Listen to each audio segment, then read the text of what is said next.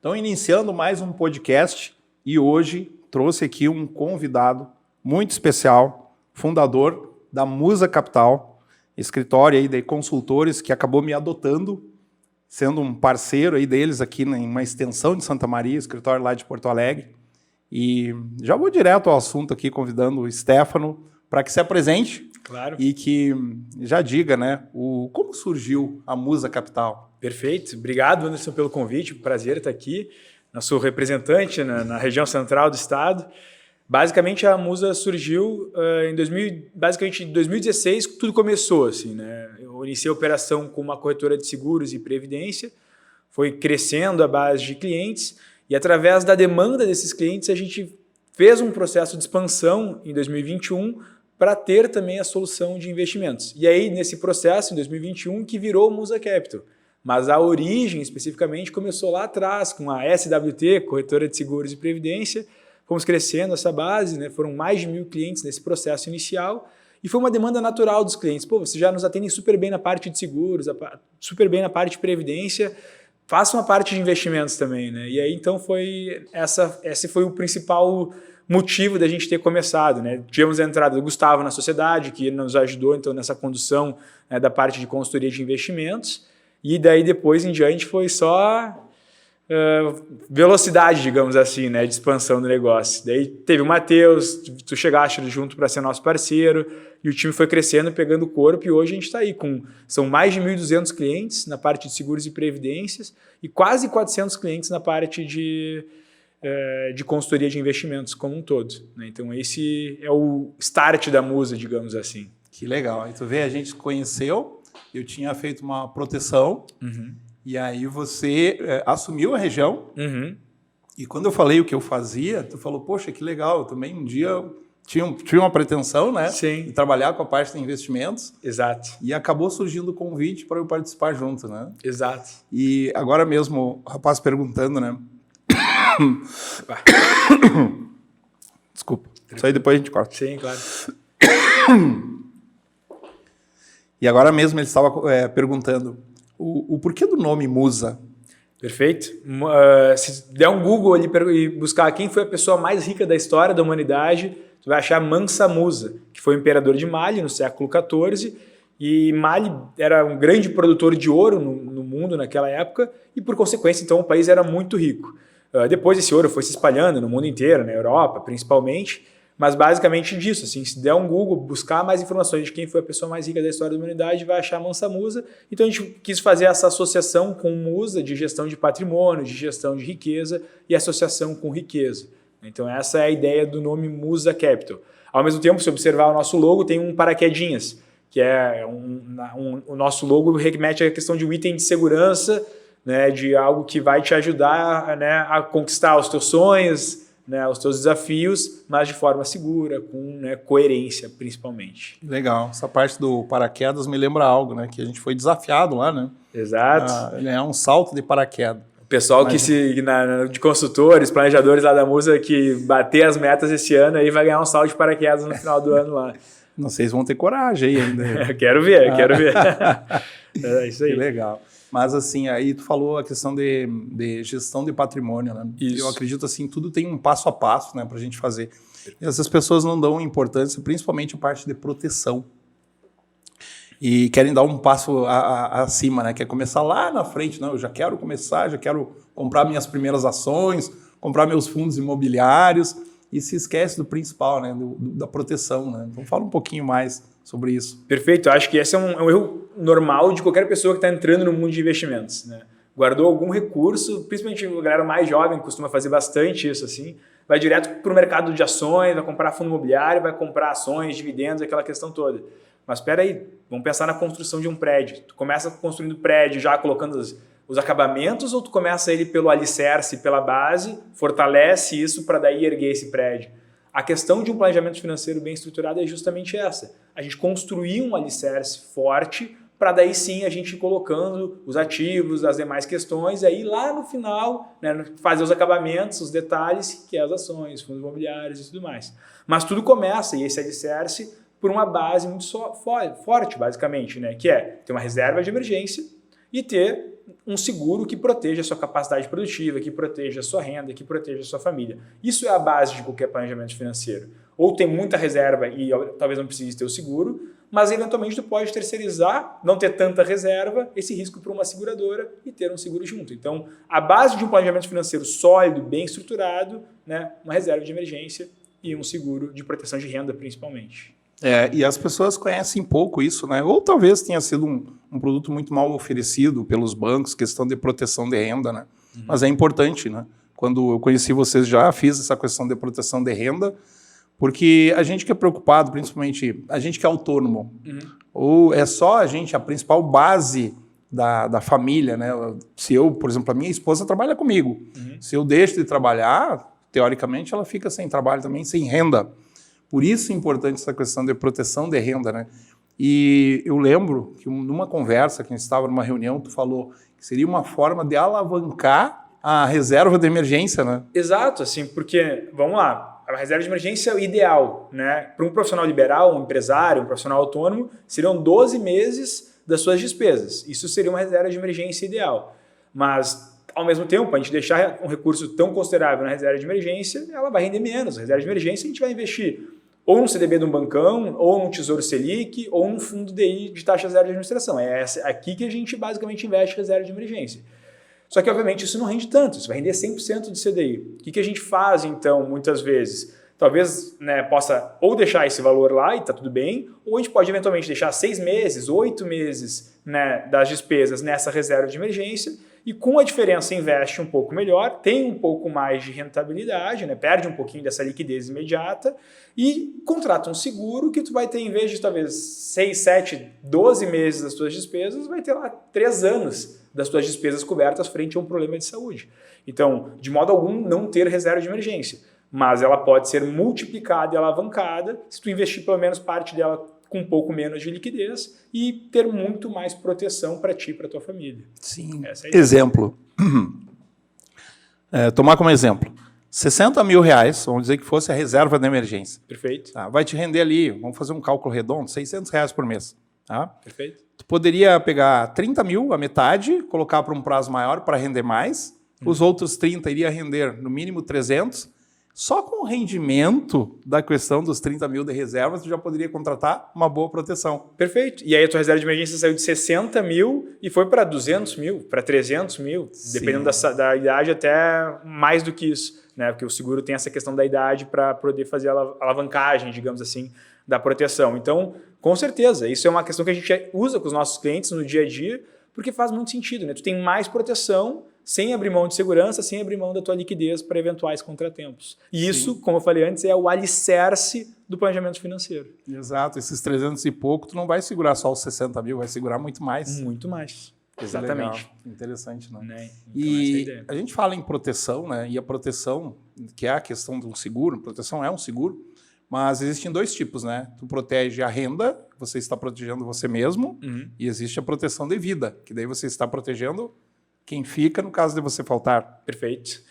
Isso é uma questão também muito clássica, assim, do preconceito que existe com o seguro de vida como um todo. Por muito tempo, o seguro de vida era um seguro só, na realidade, para morte, né? Se eu falecer, meus beneficiários recebem e tudo mais. E ele é um seguro super importante que protege as pessoas que a gente ama. Basicamente é um ato de amor, né? No sentido de uma eventual falta minha, meus pais, meus filhos, meus irmãos, ou seja, as pessoas que eu amo poderem ter um alento, né, como se sustentar, como se manter numa eventual falta minha.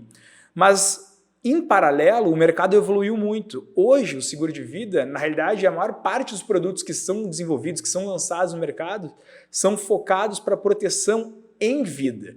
Onde, se você tiver um diagnóstico de uma doença, uma invalidez, tiver que fazer uma cirurgia, quebrar teu braço, tu tem um recurso que te dê uma indenização para te reorganizar, se restabelecer. Então, na prática, o mercado evoluiu, o mercado amadureceu e surgiram produtos muito mais focados para proteção em vida, onde o próprio segurado é o beneficiário e não tanto a questão relacionada somente a seguro de morte, que existe esse preconceito tão grande aqui no Brasil, né? Sim.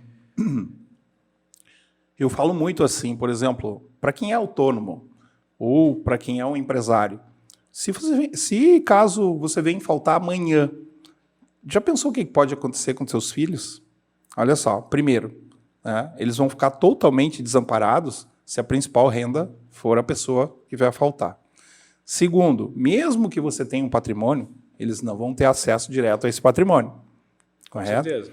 E terceiro, para abrir um processo de inventário, isso custa dinheiro. E muitas vezes os herdeiros, eles não têm essa liquidez para arcar com isso, né? Perfeito. O seguro de vida, ele entra como sendo uma ferramenta também do planejamento sucessório. Né? A falta de um planejamento sucessório, é bem como tu comentou, vai abrir um processo de inventário. E o que um processo de inventário tem? Ele é lento, ele é caro e geralmente dá briga na família por causa disso. Né? Quando a gente tem uma ferramenta como o seguro, numa eventual falta do pilar econômico, desse dono do patrimônio, se consegue ter uma indenização para, quem sabe, resolver rapidamente esse inventário e cada um dos herdeiros receber, então, a sua herança, né, e ter esses custos amenizados. Porque você vai ter custo com impostos, né, o ITCMD, o imposto de transmissão, você vai ter custos com um advogado para organizar esse processo todo, e você vai ter ainda custos com cartório, emolumentos e tudo mais. Se tu tem uma liquidez que entra nesse momento para sanar esses 3 custos, o teu inventário talvez ande muito mais rápido. E ele é uma bela ferramenta, uma ferramenta simples para o planejamento sucessório. Isso. E outra coisa, assim, por exemplo, as pessoas que têm, mas ela pensa assim, mas eu já tenho um patrimônio, se caso eu venha faltar, o patrimônio já tem para os meus herdeiros, vamos dizer assim. Uhum. Então, por exemplo, se ela tem R$1 milhão, ela precisa proteger R$1 milhão? Na realidade, assim, essa é uma pergunta bem interessante, assim. O quanto que vai custar um inventário de R$1 milhão?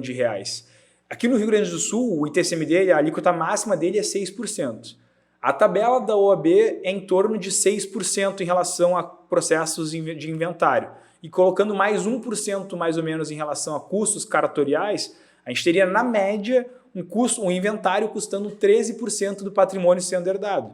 Então, na prática, para fins sucessórios, esse seguro poderia ser, no caso de um patrimônio de R$1 milhão, 130 mil. Faz um seguro de 130 mil e tu resolveu a sucessão patrimonial de R$1 milhão, sem que haja lapidação do patrimônio para passar para a próxima geração. Né? Isso é importante a pessoa saber isso, ter isso em mente, né? Poxa, eu tenho R$1 milhão, mas eu não preciso segurar R$1 milhão. Eu posso segurar, então, só os custos de transmissão para que, se caso eu venha faltar, os meus herdeiros tenham acesso, pelo menos, para pagar esses custos de transmissão. Perfeito. E veja bem, agora tem a grande questão e o que as pessoas não sabem muitas vezes. Você consegue, por exemplo, no seguro Whole Life, o seguro vida inteira, para comprar um seguro de 130 mil, você vai gastar, na média, vamos pegar uma faixa etária de 40, 50 anos, vai gastar mais ou menos uns 55 mil. Ou seja, 45% do capital segurado é o que você vai gastar, parcelado em 10, 20 anos que seja, resolve a sucessão patrimonial de R$1 milhão.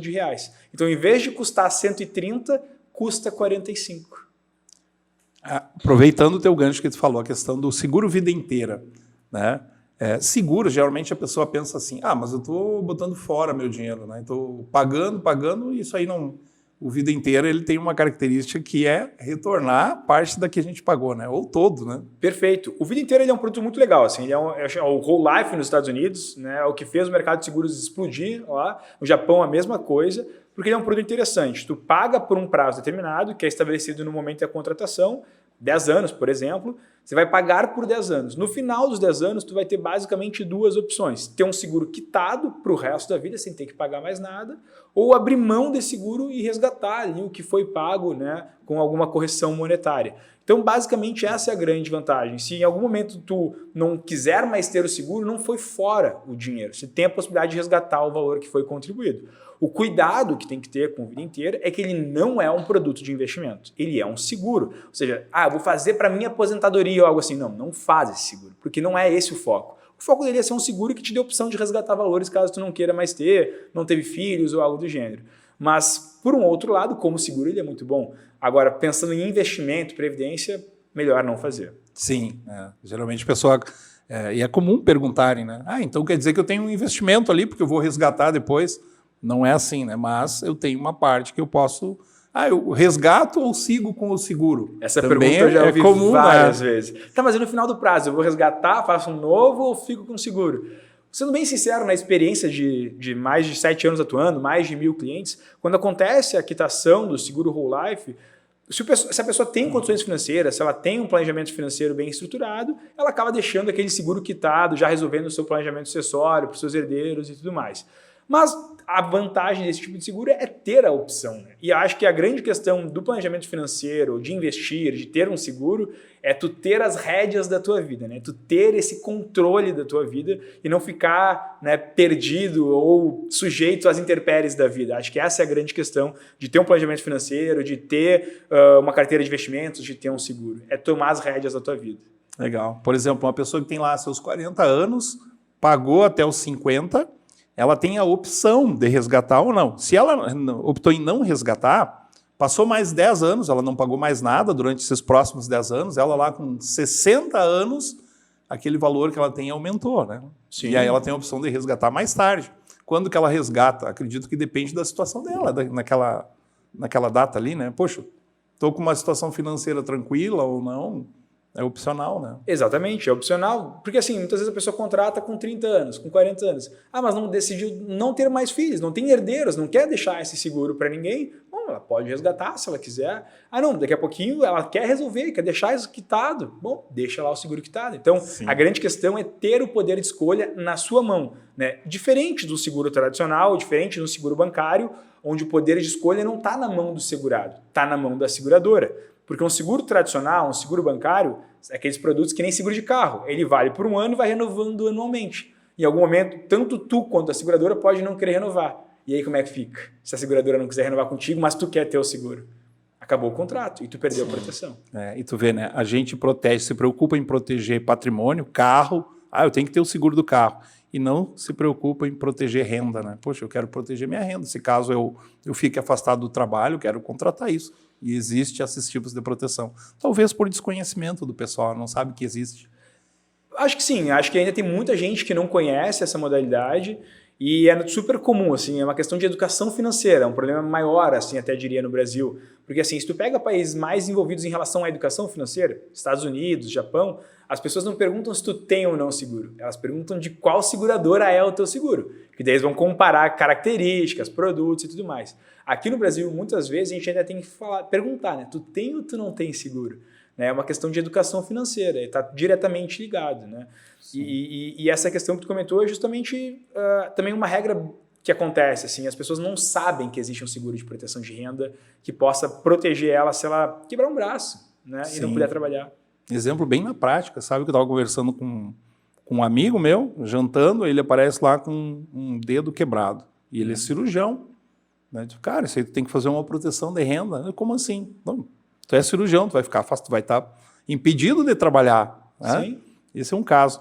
Outro caso, um cunhado meu, aí o hobby dele é ciclismo e ele é autônomo. Né? Um dia eu estou subindo para casa, ele está descendo de bicicleta. Né? Eu falei, cara, tem que fazer uma proteção, faz uma proteção de quebra de ossos. O que é isso? Se caso tu venha se machucar, quebrar uma perna, quebrar um braço, tu está protegido. Eu fiz para ele uma simulação de R$100 mil. Valor, R$33 por mês. Sim, imagina. Eu olhei para ele, e ele olhou para mim e falou, faz agora. Claro. E o pessoal acha que é muito caro, que é inacessível. Não, hoje em dia tem de tudo. Assim, tu consegue customizar. Assim, quero tirar esse opcional, colocar aquele opcional. Quero colocar uma cobertura de cirurgias e quebra de ossos. Eu quero colocar uma cobertura que protege meu filho e cirurgias. É totalmente modular e customizável. E é muito mais acessível do que as pessoas pensam que é. Legal. E é uma coisa que tu falou ali, que a gente estava falando da questão de proteção e a questão do resgatável, né? Que tu falou, isso não é investimento, né? Não é investimento. O que é investimento? Investimento é um produto que tu faz, né, uma poupança que tu faz, não poupança no sentido poupança produto bancário, mas uma reserva financeira que tu tens para poder continuar consumindo em outro momento. É uma questão que tu guarda, para que tu deixa de consumir para que tu possa consumir por mais tempo. Né? As pessoas muitas vezes, acho que talvez 8 em cada 10 brasileiros recebem o salário e gasta todo o salário.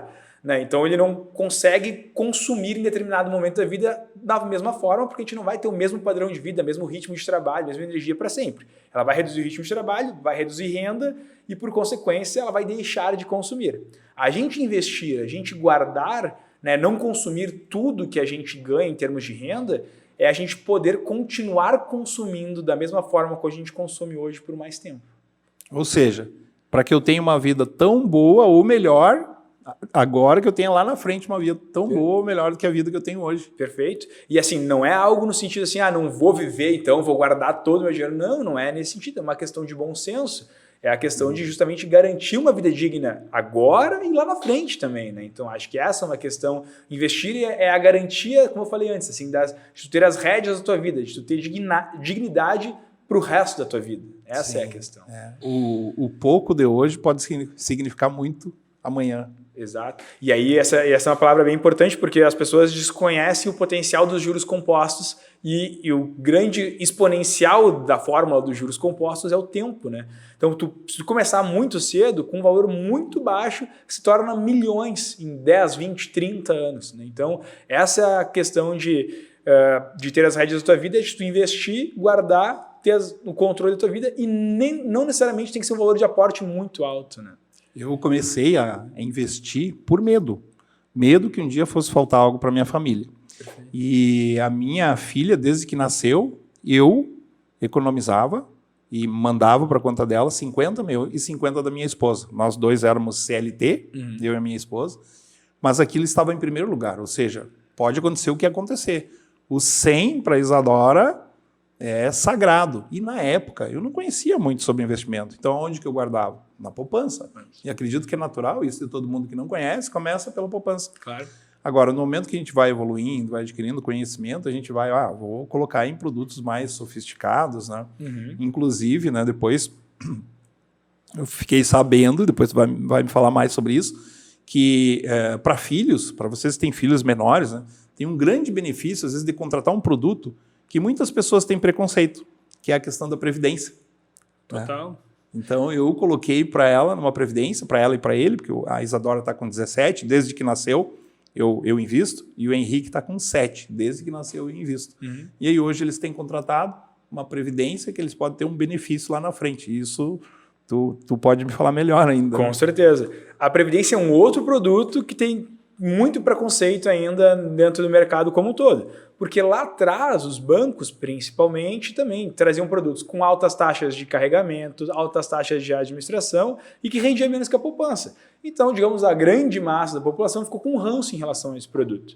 A partir de meados de 2015, a SUSEP vendo que a Previdência estava perdendo o market share, a SUSEP é a autarquia do governo que fiscaliza o mercado de Previdência, modernizou a legislação. Hoje a gente tem fundos de previdência que investem no exterior, a gente tem fundos de previdência que investem em criptoativos, a gente tem gestoras independentes, as melhores do Brasil, que têm estruturas dos seus fundos de investimentos no formato de previdência. Não é mais só o bancão que tem previdência, né? Surgiram e cresceram seguradoras independentes, XP, BTG, Icatu, Sul América, e as próprias seguradoras dos bancões tiveram que se modernizar também. Então, na realidade, é um produto muito bom.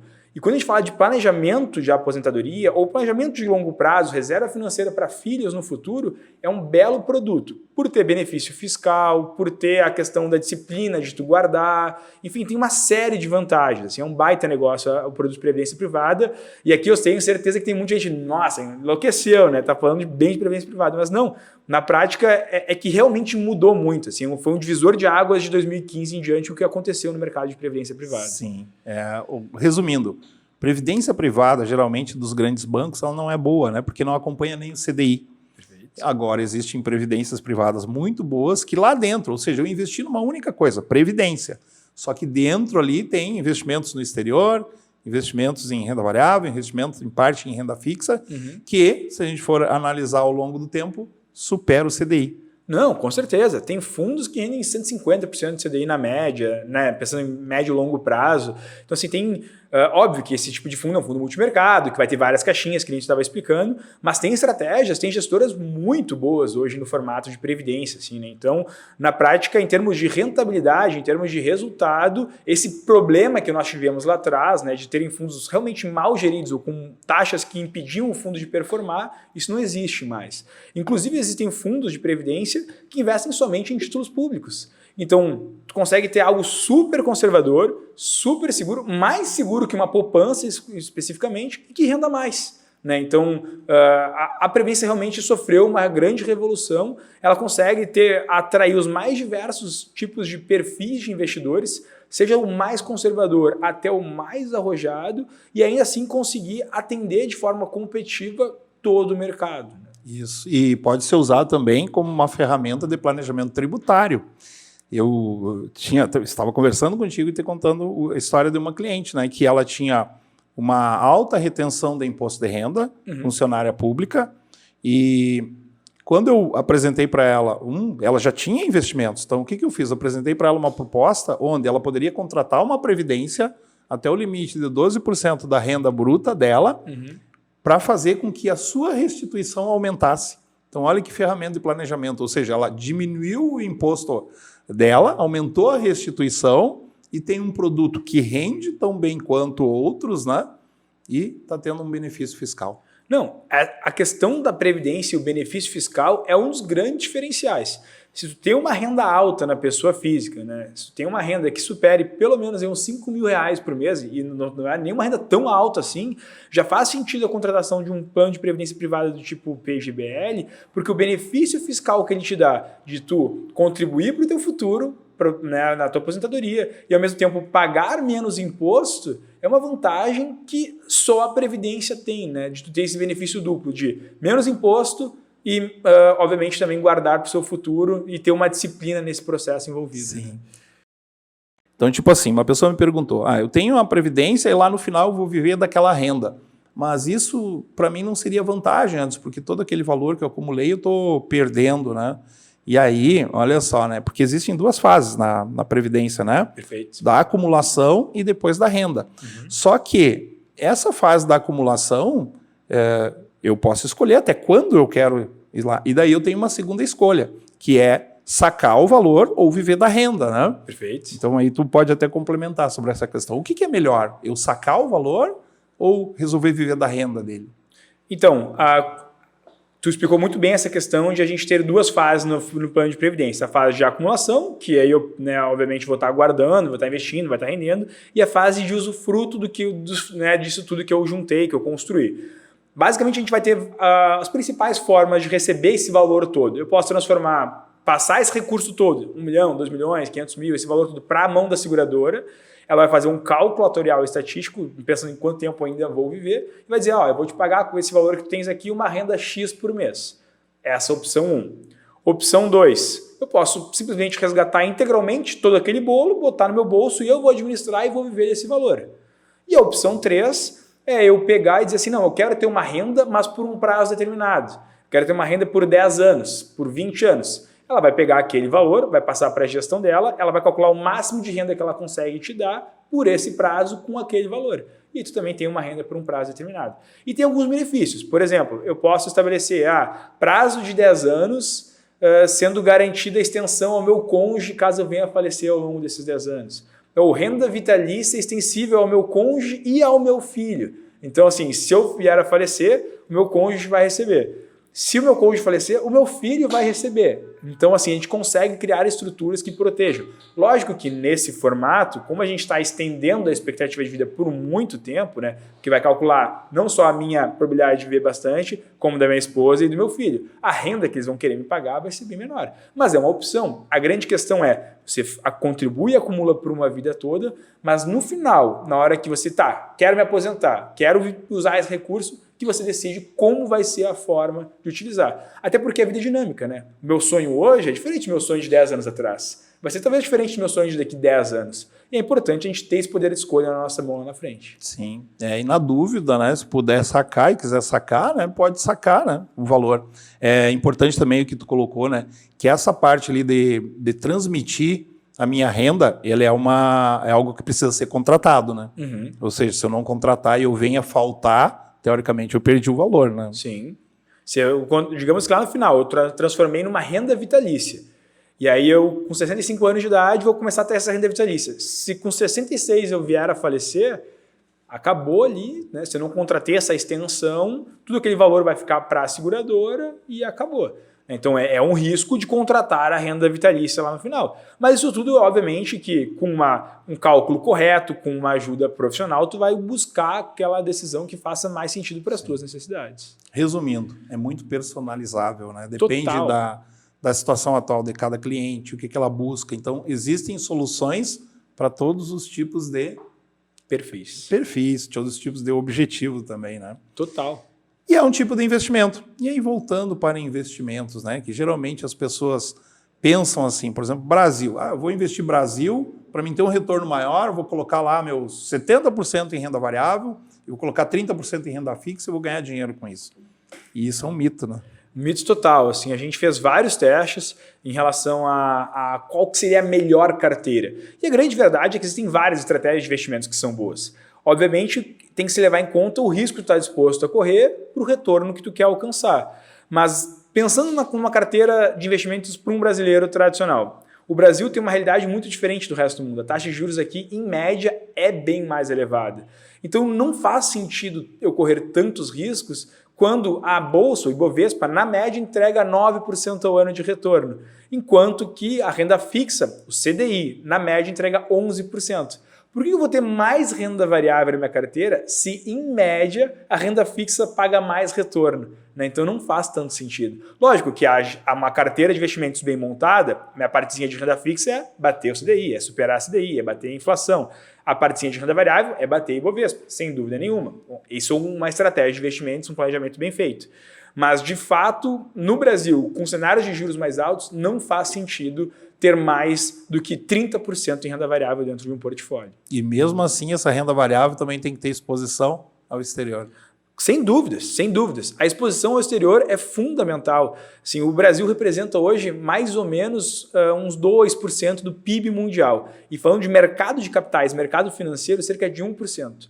Os Estados Unidos representam mais ou menos 25% do PIB global e 40% do mercado de capitais. Então, assim, não faz sentido a gente concentrar todo o nosso capital em empresas brasileiras e em real, quando a gente tem uma economia lá muito mais forte, uma moeda muito mais forte, com as principais empresas do mundo.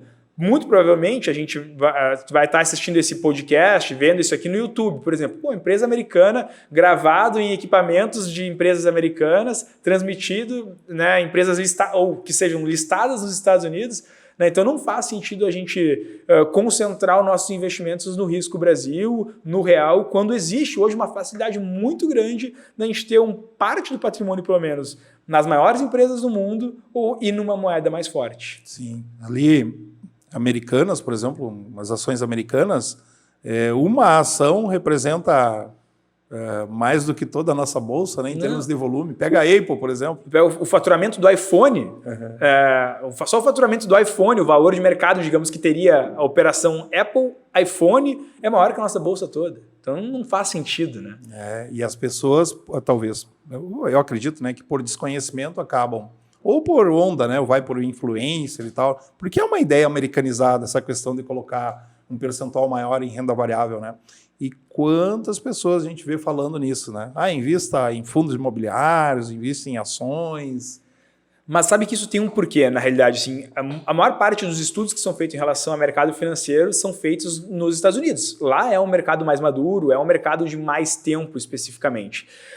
Então, obviamente, tem muito mais estudo acadêmico nos Estados Unidos. Só que o que acontece? A realidade nos Estados Unidos é que a média histórica da taxa de juros americana, talvez 3%, 4% ao ano. E a bolsa americana, o S&P 500, entrega na faixa de 10% ao ano na média. Então, assim, tu ter mais bolsa lá faz sentido, porque de fato a bolsa lá rende mais que a renda fixa, a taxa de juros lá em média é mais baixa.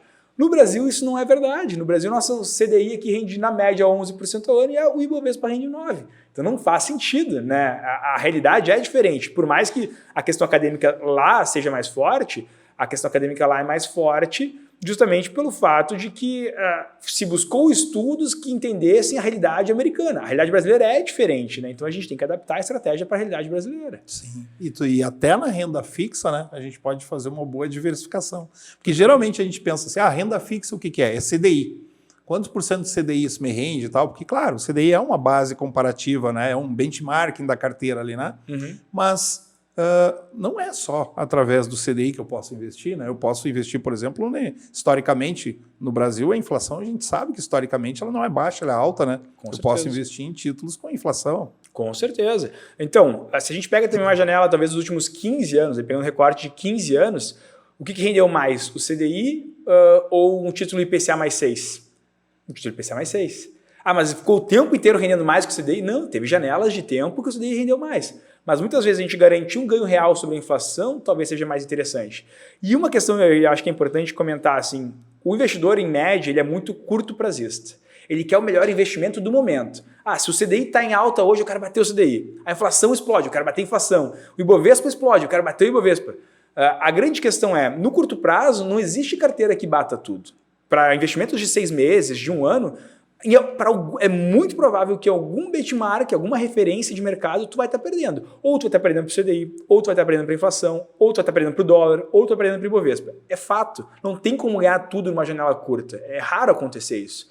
Contudo, em janelas de 3 anos, 5 anos, 10 anos, com uma estratégia de investimentos bem montadas, é muito provável que tu fique na frente de todas essas referências, de todos esses benchmarks. Então, assim, o investidor tem que tomar cuidado com esse curto prazismo, porque esse curto prazismo prejudica ele.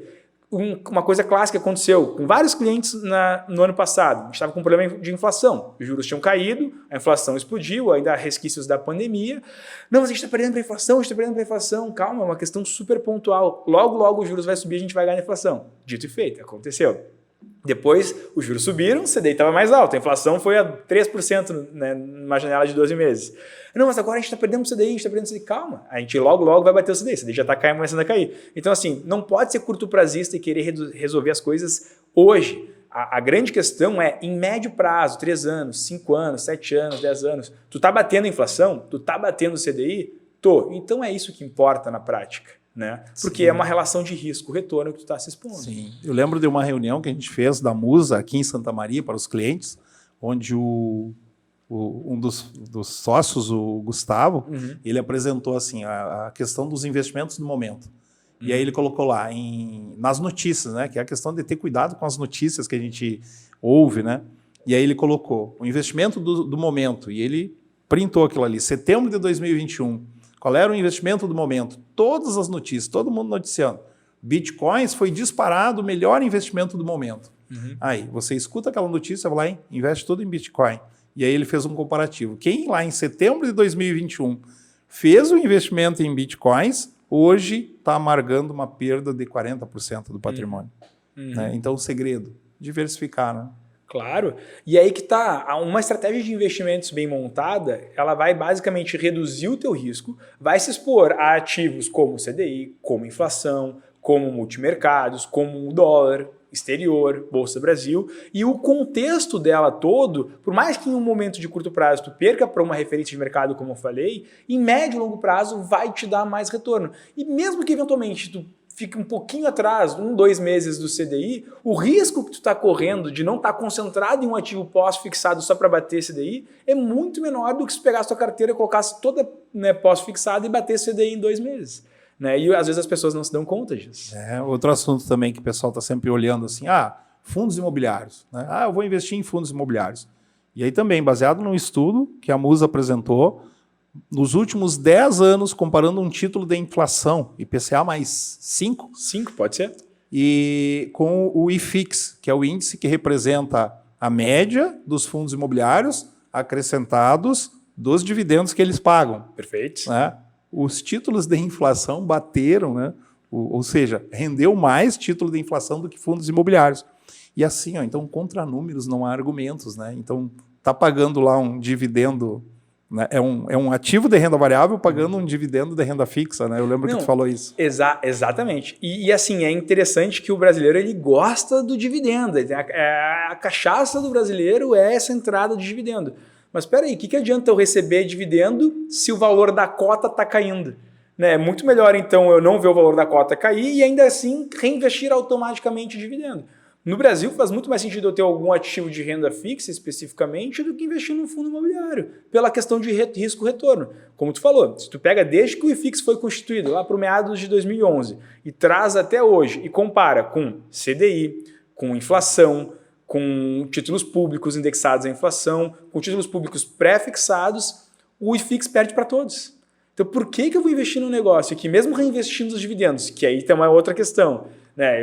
Considerando isso tudo aqui, ele perde reinvestindo os dividendos. Agora, quantos investidores, pessoas físicas, né, sem ajuda profissional, de fato reinvestem esses dividendos que ele está recebendo? Se não reinveste dividendos, o resultado é muito pior, perde para a poupança. Pegando o que tu falou também, sem a ajuda profissional. E aí a pessoa quer investir sozinha, quer ter resultado. Às vezes as pessoas vêm e me... Anderson, quero compartilhar contigo aqui o que eu estou fazendo aqui e tal. E geralmente ela está fazendo por conta própria. Né? E aí ela pergunta, essa é a melhor estratégia? Ou ela quer me convencer que ela tem uma estratégia muito boa. A única pergunta é a seguinte, né? Tu tem resultado?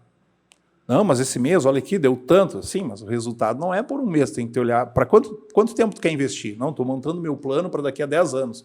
Certo? Há quanto tempo está investindo? Estou montando há 3. Estou com 80% em renda variável. Como que está teu resultado? Ele não está tão bom agora, mas é para... Então, tem que ter uma estratégia, né? Não, e assim, e o risco, né? 80% em renda variável sem ter resultado. Talvez pegue uma janela de renda variável ruim, tudo bem, mas tu quer ter 80%, né, exposto a uma oscilação do teu futuro, sendo que, na média, historicamente, o Ibovespa perde para o CDI, por exemplo. Né? Então, assim, não faz sentido. Né? O risco que tu está correndo de teu sonho não se concretizar, de tua aposentadoria não acontecer, não faz sentido. A gente tem que cuidar com a indústria que quer que tu fique gerando portfólio, que quer que tu fique comprando ações, que quer que tu fique girando essa carteira enlouquecidamente, porque ganha com base nas comissões desses processos todos. Então, cuidado com os incentivos que tu tem de algum influencer, de alguma corretora ou algo do gênero, porque ele quer que tu movimente. É a indústria da distribuição, é a indústria do giro de carteira. E muitas vezes investir não é ficar girando carteira. Investir é pensar numa estratégia, testar essa estratégia e ter disciplina de executar essa estratégia. Isso que no longo prazo vai te fazer alcançar a liberdade financeira e vai fazer tu alcançar a tua tranquilidade financeira. Sim, importante também, né? Voltando à questão da ajuda do profissional. Então, às vezes, a pessoa vai lá, ela só migrou para uma corretora, e aí ela está achando, não, mas ali eu vou ter um profissional que vai me ajudar ali dentro da corretora, né? Então é importante até destacar, e eu sei que tu fala muito sobre isso, né, da questão dos 3 profissionais que podem ajudar e a diferença de um para o outro, né? Perfeito. Hoje no Brasil existem 3 formas de tu receber algum tipo de ajuda. A fórmula número 1, a gente fala de Revolução 1.0. Foi quando o brasileiro tirou debaixo do colchão dinheiro e colocou nos bancos, ao gerente bancário. Não preciso explicar muito dos conflitos que existem em relação à profissão gerente bancário. Quem nunca recebeu oferta de uma venda casada, não, para fazer isso aqui tem que fazer isso aqui, né? A gente sabe dos conflitos e taxas que os bancos cobram. Então, basicamente, a figura do gerente bancário. E assim, nada contra o profissional, é o modelo que é ruim. O sistema é assim. O sistema parceiro. O profissional número 2 é o assessor de investimentos, né? Ou aquele cara que é um preposto da corretora, ele é preposto da corretora XYZ. Qual que é o grande problema desse profissional? Eles até falam, é taxa zero para investir conosco, é de graça. A gente sabe que não existe almoço grátis, tu tá pagando alguma coisa, né? E tu paga isso através de comissões. Qual que é o grande problema desse tipo de modelo, do modelo comissionado do assessor de investimentos? É que os piores produtos são os que dão mais comissões. E ele quer remunerar, ele só ganha através de comissões. Qual que é a tendência? Ele recomendar os piores produtos. Não, mas Stefano, eu faço um trabalho sério, eu não recomendo isso e tudo mais. Tem profissionais que fazem isso, mas na média, e eu diria que 9 em cada 10 carteiras que a gente pega que estão vindo ou do gerente bancário ou do assessor de investimentos, está cheio de produto ruim que não faz sentido e pouco rentável e com muito risco, né, para os nossos clientes. Então, assim, tem exceções? Sim, tem exceções, mas a regra é muito ruim. E qual que é a opção, então, né? A opção é o consultor, é o profissional independente, um profissional técnico, certificado, que vai te analisar em termos de perfil, analisar em termos de objetivos, customizar uma carteira e entregar uma carteira de acordo com a tua realidade, de acordo com os teus objetivos, com uma análise técnica por trás, com estratégia. E o principal, ele é proibido por lei de receber qualquer tipo de comissão. Qualquer tipo de comissão que existir, ele deve devolver como cashback para o cliente. Então, tu quebra o conflito de interesse de ter uma carteira que não faz sentido. A grande realidade que a gente tem na Musa é que os nossos clientes não questionam quando a gente faz alguma recomendação. Porque qual que é o meu interesse em recomendar algo ruim para um cliente se eu não estou ganhando nada nesse processo? O que eu mais quero é que a carteira dele cresça, porque eu vou ser bonificado por isso, vou ter a minha taxa, né, sendo remunerado por isso. Se eu faço um trabalho ruim, sem estar ganhando comissão por recomendar um produto ruim, eu vou ser penalizado. Por quê? Ele não vai querer permanecer com o cliente, porque ele está pagando uma taxa. E segundo, que eu vou estar ganhando menos também, não vou estar aumentando a minha remuneração. Então, a grande questão é, em 2 modelos existe um conflito de interesses e no nosso modelo existe um alinhamento de interesses. Sim, e infelizmente, né, no mercado financeiro, quanto maior a comissão, pior é o produto para o cliente. Nossa, COI. né? Vamos falar do COI. O COI é um dos piores produtos que já existiram no mercado financeiro. É um produto que paga em termos de comissões de 2,5% a 5%, muitas vezes, em termos de comissões. Ou seja, tu investiu lá 10 mil reais, saiba que até 5% está indo direto para o bolso do teu assessor. É por isso que eles vendem tanto. Essa é a grande verdade.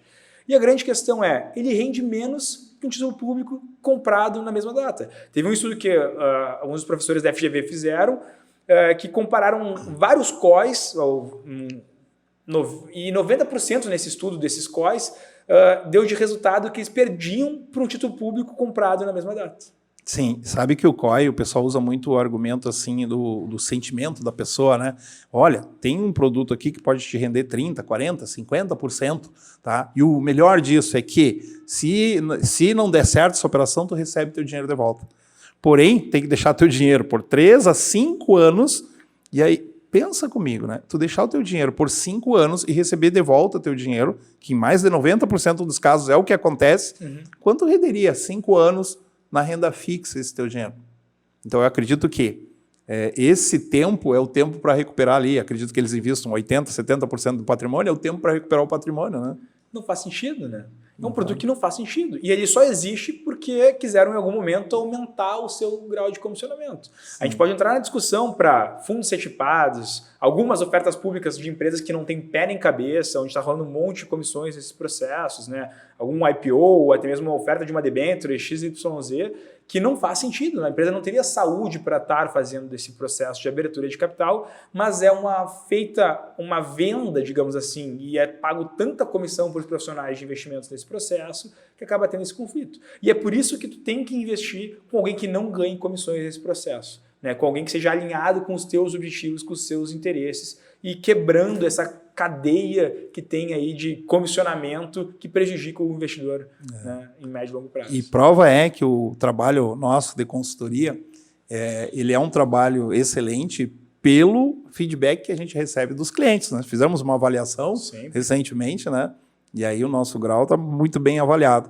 E outra coisa que eu vi que é muito importante, a maioria dos clientes, por exemplo, que entram para mim, eles vêm de indicação dos próprios meus clientes. Por quê? Índice de satisfação. Tu indicaria algo que não foi bom para ti? Jamais. Não, e aí isso é uma questão que o Anderson não me deixa mentir, a gente faz treinamentos semanais, toda segunda-feira. E assim, uma coisa que a gente foca na Musa é na experiência do cliente, é entregar 100% do nosso melhor para o cliente, tanto em termos de estratégia quanto em termos de serviço como um todo, com foco em a gente fala dos 3 Qs, né? Qualidade no atendimento, qualidade dos produtos, qualidade no serviço que a gente presta, no fim das contas, né? Então, basicamente, o que a gente tem de grande diferencial é isso, assim, é focar na experiência do cliente. Tanto que a gente faz avaliações periódicas de satisfação de clientes e no último NPS a nota foi 97, que é muito acima da média do mercado de investimentos como um todo, porque o nosso foco é no cliente. A gente assume a perspectiva do cliente e aí customiza o nosso serviço para que ele, obviamente, atinja os seus objetivos, conquiste aquilo que ele quer conquistar. Para o Brasil, esse modelo de consultoria ele é mais recente, né? Porque acredito que a maioria dos escritórios que existem são de assessorias, perfeito, certo? Que pertencem às corretoras, né? Perfeito. E não sei se tu tem essa estatística, quantos escritórios de consultoria existem no Brasil? Olha, acho que no Brasil assim, é um modelo que surgiu faz pouco tempo, tá? Então só para contextualizar esses 3 profissionais que eu comentei antes, assim, a figura do gerente bancário se consolidou na década 10, 20, ali, 1910, 1920. O assessor de investimentos se consolidou nos Estados Unidos a partir da década de 80 e 90. Aqui no Brasil, a XP liderou isso a partir de 2010. O consultor, agora que ele está começando a ficar mais explícito, assim, ainda o mercado, eu diria, ele é 75% bancos, 22%, 23% assessorias, e esse restinho que tem ali é o modelo de consultor. Então, é uma fagulha que está começando e é uma questão de tempo. O mercado vai migrar para a consultoria, porque é um modelo melhor. É um modelo independente, é um modelo sem conflitos de interesse. É questão de tempo até isso se espalhar, tal como aconteceu nos Estados Unidos, aconteceu no Brasil com o assessor de investimentos, né, que o pessoal saiu do banco e foi para a assessoria, o próximo passo é a consultoria. Então, está crescendo, é o modelo do futuro, né? É um modelo muito melhor para o cliente. Então, é questão de tempo até se consolidar também. Sim, e existe um ranking, né? Onde são ranqueados os melhores por uma série de critérios que as corretoras escolhem, né? Perfeito. E pelo tempo que a gente está, estamos bem ranqueados, né? Não, a gente... o ranking que uma das principais corretoras do país tem em relação a desempenho e crescimento, enfim, a gente está entre os 10 principais, né? Então, assim, nossa performance está sendo muito legal, justamente por ter um modelo que é diferente até mesmo de outras consultorias, né? Nessa visão de ser focado no cliente, de ser focado na qualidade, né, do atendimento, do produto que é oferecido, da estratégia de investimentos que está sendo utilizada. Importante saber isso. E, para resumir assim, eu acredito que o trabalho de quem contrata um consultor, ou seja, o resultado de quem trabalha um consultor, e isso, inclusive, teve uma pesquisa, né, que uma gestora canadense fez, onde ela colocou ali muitas coisas positivas em relação de quem tem um consultor e quem não tem, né? Perfeito. Ou seja, a pessoa que contrata o consultor sente que realmente o patrimônio está crescendo, tem um sentimento de confiança no mercado financeiro, porque sabe que ali tem um profissional que está ajudando ela, e ela percebe, né, realmente que o patrimônio está avançando em direção aos objetivos que ela almeja. Perfeito.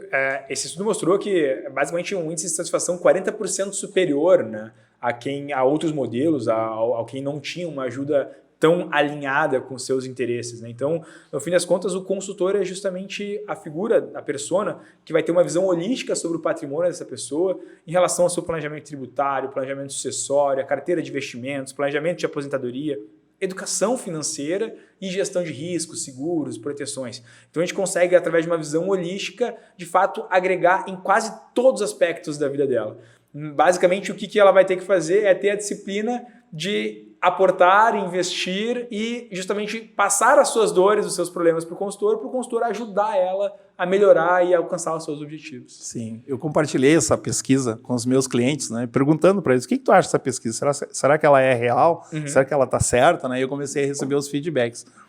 Com certeza, se não fosse você, não teria dado o primeiro passo. Eu acredito que, inclusive, o primeiro passo é o mais importante, né? Quando a gente decide começar a investir, né? Não interessa com quanto, mas que comece, tenha o hábito de aportar o pouco que seja, né? Eu digo que quem quem sabe gerir os recursos escassos, né? Ela está preparada para gerir os recursos maiores que estão por vir. Com certeza. Mantendo o mesmo padrão de vida, e isso ajuda muito, a questão dos investimentos ajuda muito. Então eu recebi muitos feedbacks positivos, né?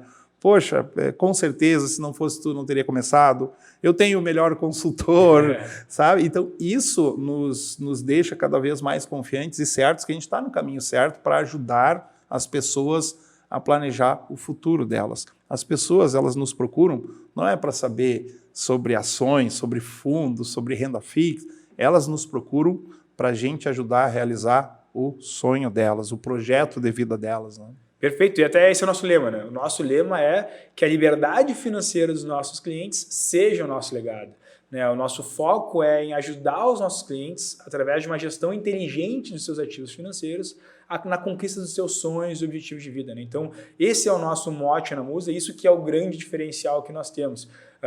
Ajudar a pessoa a startar num planejamento de aposentadoria, a montar uma carteira de investimentos eficiente, a proteger para imprevistos, são questões que agregam um valor de tal tamanho na vida da pessoa que é imensurável. Tem um casal de clientes que eu atendo, um casal de médicos, e assim, é muito legal a relação que a gente tem, assim, porque antes eles investiam por conta, né? O marido conduzia as questões, e desde que a gente começou o trabalho, no início foi um pouco de desconfiança, mas eu falei, não, calma, vamos construir essa relação, confia. Eu ajudei eles a montar uma planilha conforme os objetivos, os aportes que eles tinham que fazer. Eles me passaram, o projeto 1 é trocar de carro, o projeto 2 é reformar o apartamento, o projeto 3 é casar, o projeto 4 é filhos e o 5º é a aposentadoria. Eram esses projetos deles. E a gente foi planilhando, acompanhando isso mês a mês. Hoje são amigos, né? A gente tem uma relação, já são 3 anos, né, ajudando eles a construir essa carteira, a realizar esses projetos, e é muito legal ver isso acontecer, né? A conquista deles passa a ser uma conquista minha também, né? Então isso é imensurável em termos de o que eles pagam ou o que eles acabam tendo de retorno como um todo, né? É uma relação de confiança, e isso que a gente não abre mão dentro da empresa. É importante essa questão da relação da confiança. Eu vejo muitos clientes dizendo, Anderson, tu faz parte da família, né? Porque a gente acaba falando para ti muitas coisas que a gente não fala para outras pessoas, ou fala só para ti e acaba não falando para outras, né? A gente quer mais que eles tenham um grande ganho, né? Um grande ganho é o nome do meu livro aqui, né? E o grande ganho, ele não é financeiro. O grande ganho, né? Ele está nos relacionamentos. Eu falo, a última palestra que eu fiz, né? Eu falei, pessoal, eu vou ostentar para vocês a minha riqueza, né? E aí o pessoal, todo mundo, o cara vai mostrar o patrimônio, está sendo, né? Vai ostentar, sim, né? Você vai mostrar isso só por status, né? Não tem nada a ver com status, né? Status é outra coisa que não tem nada a ver. Mas a questão de ostentar, a minha principal riqueza é a minha família. Claro. Ou seja, eu não vim de uma família rica, mas uma família rica eu vou deixar. Esse é o legado que a gente deixa, né? Então, o grande ganho é o quê? É aquilo que mais tem valor para você. Para mim, meu grande ganho é a família que eu estou formando.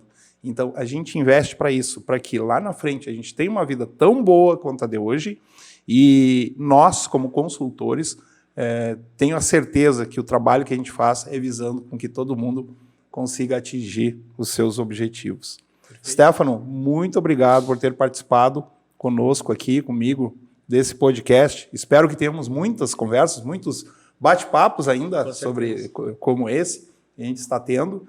E cada vez que eu converso contigo é um aprendizado que eu tenho, né? Então, fortalece mais os nossos aprendizados e cada vez mais a gente sabe que o nosso propósito está sendo atingido. Perfeito, faço das tuas palavras as minhas, foi um prazer estar aqui contigo, tu sabe que eu te admiro muito também, e é justamente esse o nosso foco, assim, é de fato ajudar as pessoas a alcançar a sua liberdade financeira, a alcançar os seus sonhos, isso não tem preço, né? E obviamente que a gente cresça juntos, que a gente atinja e construa esses legados juntos. Obrigado pelo convite e com certeza é o primeiro de muitos aí que a gente vai gravar. Com certeza. Certo? Até a próxima podcast. Um abraço a todos. Valeu, pessoal. Até mais.